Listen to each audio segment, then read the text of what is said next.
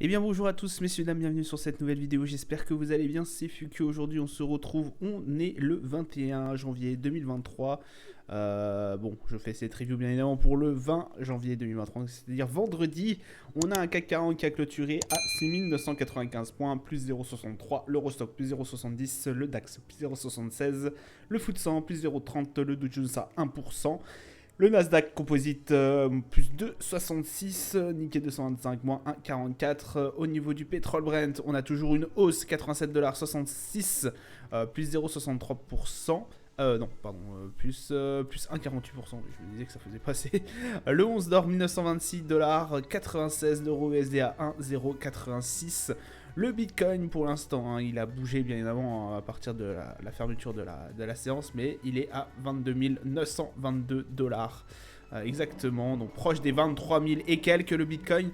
Palmarès du SRD, Pierre et Vacances, plus 8,86%, GL Event, plus 7,10%, Serge Ferrari, plus 6,91%. Au palmarès des plus fortes baisses, Ventiva, moins 5,57%, Boiron, moins 8,77%, Fermenteg, moins 9,04.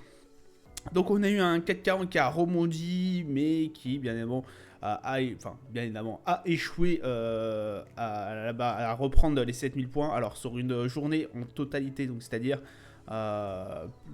17h30 et au-delà, c'est-à-dire jusqu'à ce que les marchés américains ferment, on a eu quand même un CAC 40 qui a réussi à reprendre les 7000 points. Mais lors de l'ouverture, lors de la session normale, c'est-à-dire de 9h jusqu'à 17h30 et quelques, le CAC 40, il n'a pas réussi à prendre les 7000 points. Mais vous le verrez de toute façon sur les graphiques. On a eu aussi une très très bonne nouvelle, et notamment grâce à Netflix et Alphabet qui ont fait monter le Nasdaq. Je vous rappelle qu'ils ont sorti des très très bons chiffres. Donc voilà, j'avais dit méfiance quand même au niveau de ces grosses entreprises américaines, de la tech américaine. Bon, pour l'instant ça se passe assez bien, mais voilà, hein, il y en a encore plein d'autres. Il y a Amazon qui doit ressortir, je crois, il y a Tesla, il y a pas mal de monde derrière, donc ils ont ouvert le bal. Pour l'instant ça se passe bien, mais voilà, on va quand même un peu patienter.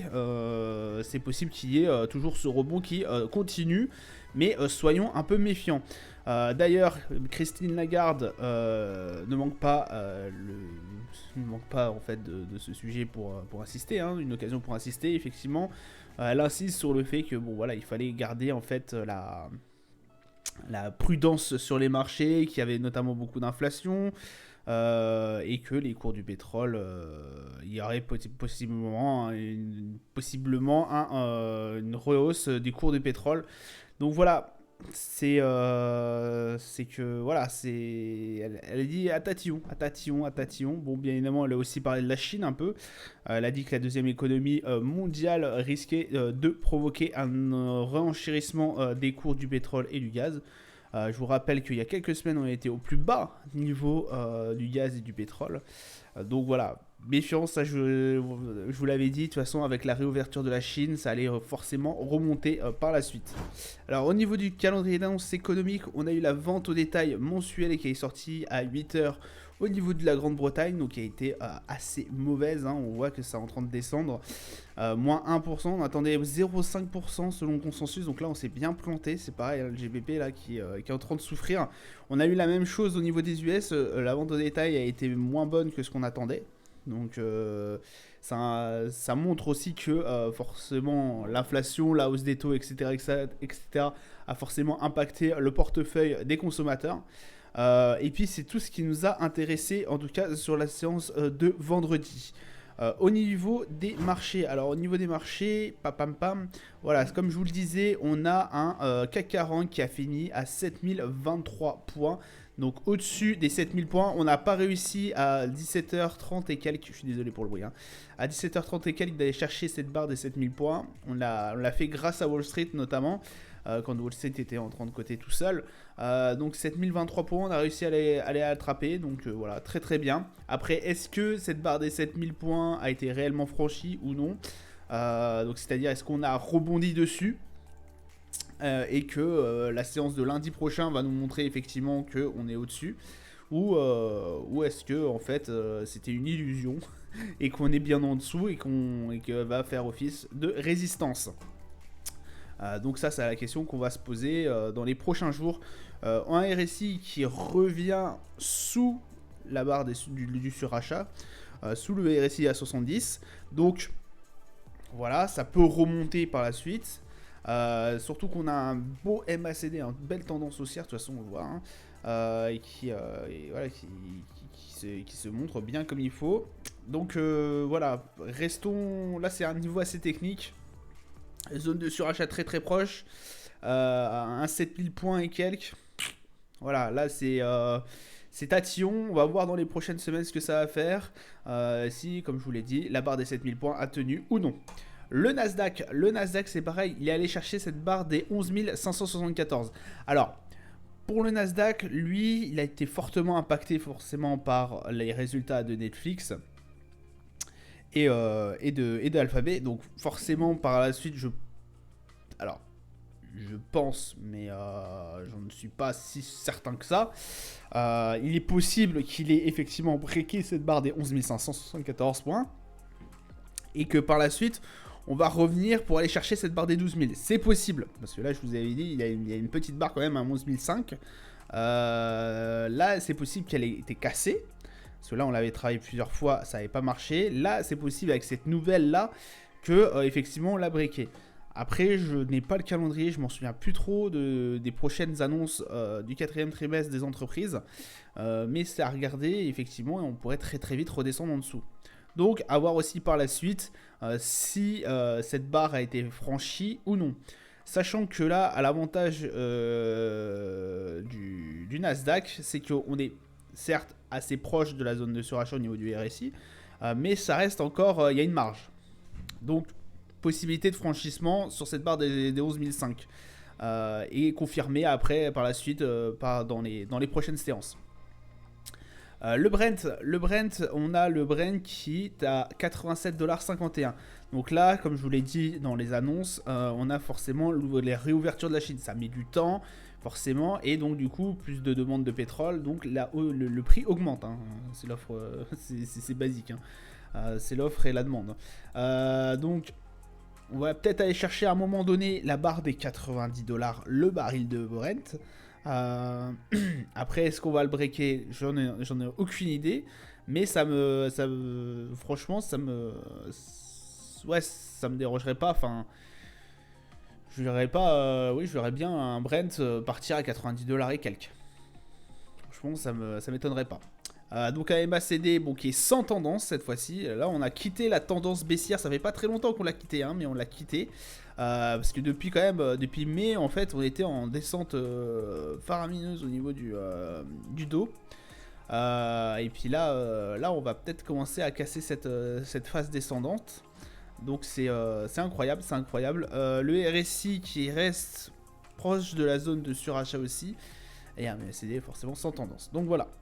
Le 11 d'or, alors le 11 d'or, on est sur pratiquement les plus hauts. Hein.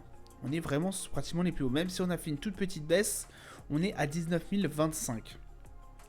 Pas mal du tout. On a eu une grosse hausse jeudi qui nous a permis de nous conformer. Et là, au jeu de cette séance d'ici, nous a confirmé qu'on était bien. On avait bien cassé cette barre des 19 010 et quelques.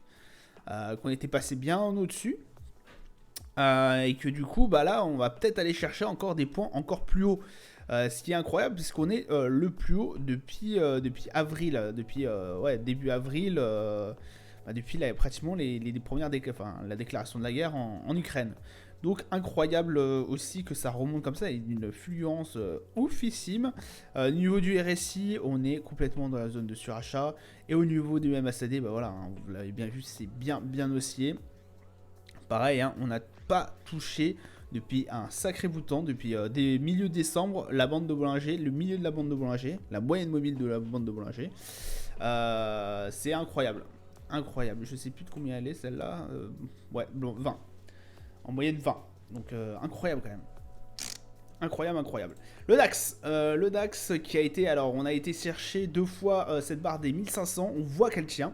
On l'avait franchi il y a quelques jours, donc pour moi c'était incertain sur le fait que est-ce qu'elle va tenir, est-ce qu'elle va faire office de support, ou est-ce qu'elle va être transpercée très facilement. Bah, on voit que là elle fait bien office de résistance, de support pardon. 15 998, hein, 15 098, on n'arrive pas à la breaker par le bas, donc ça c'est très très bien. Donc on rebondit plusieurs fois dessus. Et après, bon bah ça serait bien qu'elle fasse encore office de résistance, de support, et qu'on aille chercher un peu plus loin dans les scores. Donc là, ouais, ça serait aux alentours des 15 500, ça serait bien d'aller chercher. Je fais toujours 500 ou un chiffre rond, c'est souvent là où il y a les plus gros supports. Et puis vers après, ça serait les 16 000 quoi, 16 000 et quelques. Donc oui, intéressant à aller chercher. Au niveau du RSI, on est quand même très très très très proche de la zone de surachat, donc méfiance. Et au niveau du MACD, on a un MACD bien évidemment bien haussier, avec une belle tendance haussière. Donc voilà. S&P, alors le S&P, lui, ça va un peu mieux. Il a digéré un peu, et puis forcément avec la hausse et les bons résultats de la tech américaine aussi, qui a propulsé notre S&P un peu plus haut que les deux dernières précédentes qui l'avaient fait plonger. 3971 points. On est proche des... Enfin, proche. On commence à se rapprocher petit à petit des 4000. Qu'on n'avait pas travaillé depuis un bon bout de temps, hein. Vraiment, là où on avait dépassé, c'était le 29 novembre, rendez-vous compte quand même. On avait essayé de passer cette barre des 4041 au niveau de l'inflation américaine en décembre, mais ça n'avait pas fonctionné. Donc à voir ce qui va nous pondre par la suite. Si effectivement, moi je vois bien qu'on aille, alors ça dépendra aussi des chiffres, vous me direz, et des trimestres qui seront publiés, mais je verrai bien notre petit S&P 500 aller chercher cette barre des 4041. À voir vraiment par la suite, mais oui, ça m'inquiéterait pas s'il aille chercher cette barre. Au niveau du MACD, bon, c'est un peu tendance, hein, c'est un peu tendancieux. De toute façon, ça a pas mal bougé. Là, on avait vu qu'il avait énormément travaillé sur cette ligne, mais qu'il n'avait pas réussi ni à... il n'avait pas du tout réussi à casser en fait par le bas, donc à casser ce support des 3821. Donc après à voir par la suite si les 4041 vont lui faire grosse résistance. À mon avis oui, puisque quand même on a eu une bonne chiffre de l'inflation là, ça n'a pas réussi. Donc à voir par la suite sur le S&P. Le Dow Jones, alors le Dow Jones à mon avis il est coincé là, il va repartir dans sa range. Donc ça, voilà, ça m'inquiète un peu, puisque là on avait rangé pendant un sacré bout de temps, on n'avait pas réussi à vraiment bouger, on était bloqué toujours entre les 33 432 et les 33 913. Là ça avait, voilà, c'était complètement, on était complètement bouché. Regardez, hein, les mèches ça allait à droite, à gauche, ça montait, ça descendait, mais on n'arrivait jamais, jusqu'au moment où on est repassé au dessus, et là effectivement ça s'est dégagé. Après on est retombé dedans. Et là, à mon avis, on va bouger pendant peut-être un moment. Alors ça dépendra aussi de si on a eu des bonnes nouvelles ou pas au niveau des trimestres. Donc en attente. Pareil MACD, hein, sans tendance, complet. De toute façon ça se voit. Il n'y a aucune tendance, même si ça décolle, derrière ça retombe. On n'arrive pas à vraiment... Le gros niveau là, le gros niveau, la grosse résistance, elle se situe à 34 418. Bien d'aller la chercher au bout d'un moment ou un autre. Un RSI, bon, qui est dans une zone complètement neutre. Mais vraiment, là, c'est les 34 418, le gros niveau à aller chercher. Les 33 000 constituent aussi un niveau, mais plus intermédiaire. On va dire que là, à mon avis, c'est possible d'aller casser très, très facilement cette range, puisqu'on l'a déjà fait. Mais le gros niveau se situe aux alentours des 34 400. Voilà, ça sera tout pour moi pour aujourd'hui. Je vous souhaite une agréable journée, une bonne soirée. Je vous dis à plus tard. Ciao, ciao.